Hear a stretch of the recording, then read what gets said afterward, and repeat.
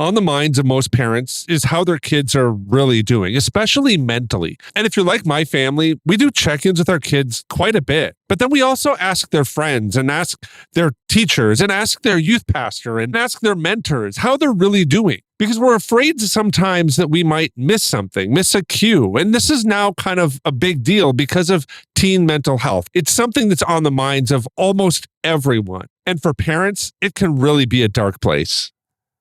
But today on the Celebrate Kids podcast, in this daily segment, Facing the Dark, we're going to talk about a new screening test that's being offered for teens and young kids to gauge their mental health. But then Dr. Kathy is going to give us some helpful tips on how we can kind of do that naturally. So let's turn now to Dr. Kathy Koch. Don't be afraid of the dark. Be careful with stars. Not every light is gonna guide you, baby.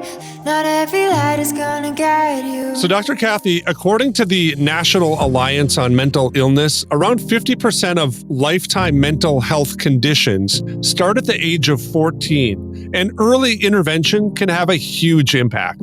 Some say that screenings can help detect internalized symptoms that may be less noticeable and can also flag early signs of a mental health disorder, which allows for earlier intervention and oftentimes better outcomes. The process involves answering a series of questions. For younger children, filling out the questionnaire may require a parent, but many are recommending that letting older children answer alone is kind of the best way to move forward, even when there may be things that they prefer to keep private. Dr. Kathy, I know that mental health is on the mind of nearly every parent. You know, oftentimes screenings like these can feel a little bit unique or different because we haven't built muscles or rhythms for them. What do you think of this idea of having a rhythm for a mental health screening like we would for vision screenings or hearing screenings or things like that?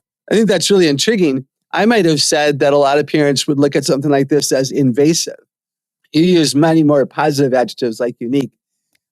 But you're right. You know, if the research is showing us that these mental illnesses begin early, and it's true that many of them are invisible at first, or we might not see them as being serious. Maybe we don't see that they're frequently exhibiting certain behaviors. So yeah, we do it for hearing, we do it for vision, we do it for other things. I think it's decent. I would want to know, do they have research yet on the benefits of this particular screening? Like, is it really correlated to what is really going on? You know, is there a lie factor built in so that the older kids can't lie their way out of it? You know, is it legit? We would want to be looking at those things. And of course, they're going to have to collect some data before we know for sure. So parents just need to realize, I think, that, hey, maybe it's better than nothing. And I say maybe because if it manipulates, like it's false positive, if it shows that a lot more kids are mentally ill than they are, that's not a good situation. So I would want to look into it more. Do I think there's a legitimate possibility of a good idea here? Yeah, I do. Yeah, Dr. Kathy, I wonder that too a little bit myself. You know, when we start testing for things, we end up inevitably finding the things we're testing for, right? What are some keys though for families like maybe like ours where, you know, bringing this into kind of a regular rhythm might be a challenge, but we also want to be alert to different mental health things that our kids might be dealing with. What are the things that we should kind of be alert to, knowing that this is a big deal right now for teens and kids themselves? I want parents to really understand that there's no shame or blame here if they think their kids are really struggling. As we often say here at the ministry, the culture is chaotic and people are messy. So it is possible that children today are going to exhibit difficult behaviors. And whether they're ADD, ADHD, OCD, ODD, on the spectrum, you know, if they're learning challenged, there are real things that are going on. And we need not be afraid of finding that out because, again, early intervention is really smart and really a key.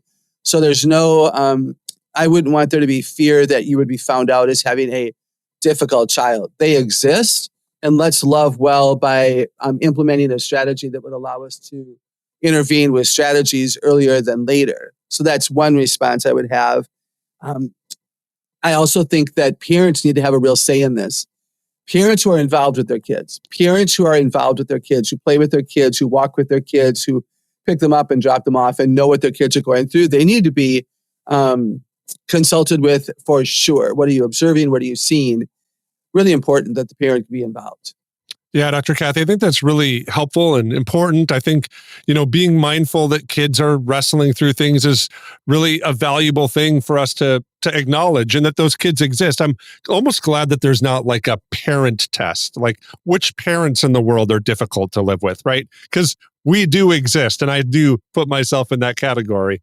But I want to ask you this as we kind of close out, because I think that there are realities that sometimes we have a kid that we're just kind of concerned for, and we don't really maybe know how to move forward.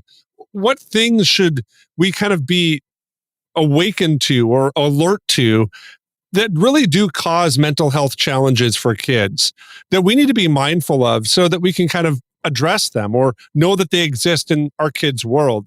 And then maybe how can we build strength for our young people who are experiencing some mental health challenges today? Are there just little simple things that we could do today to kind of build some resiliency for them? Good questions.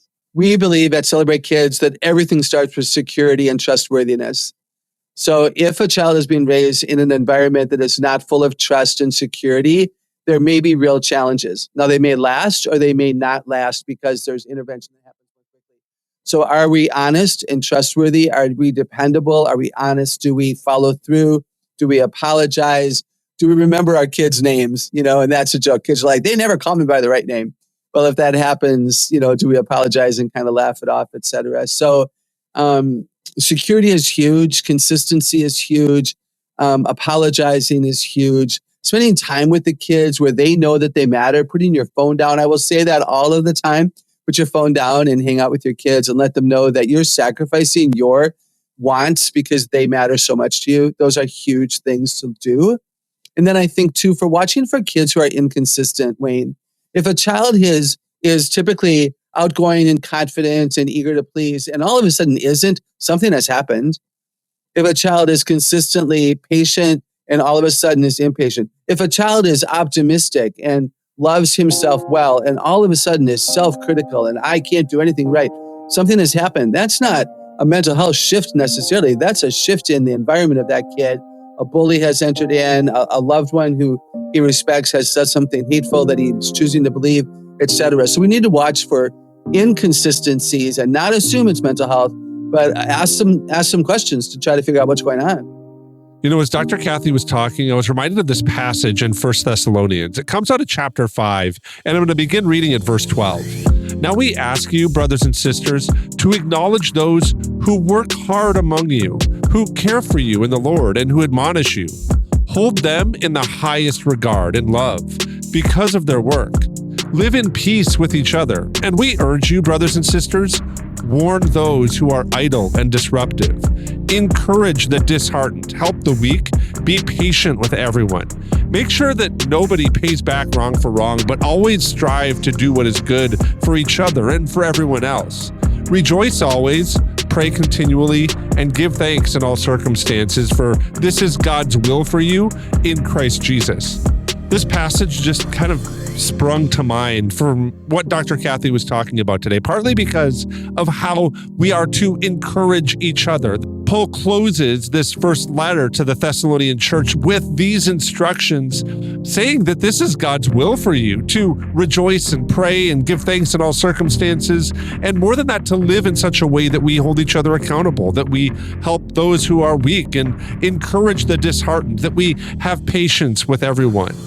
And I think in our churches, but also in our families, it's really important to practice this, to walk alongside each other and give encouragement to each other, but then also to teach an acknowledgement of those who are doing this with us and for us. So if you have people like this in your life, to tell your kids, man, I really love this friend. They step in and help me out. Do you have anyone like that? And asking our kids and teaching them that this is normal for them to have. I think doing that can maybe do some of the things that this survey on mental health is designed to do.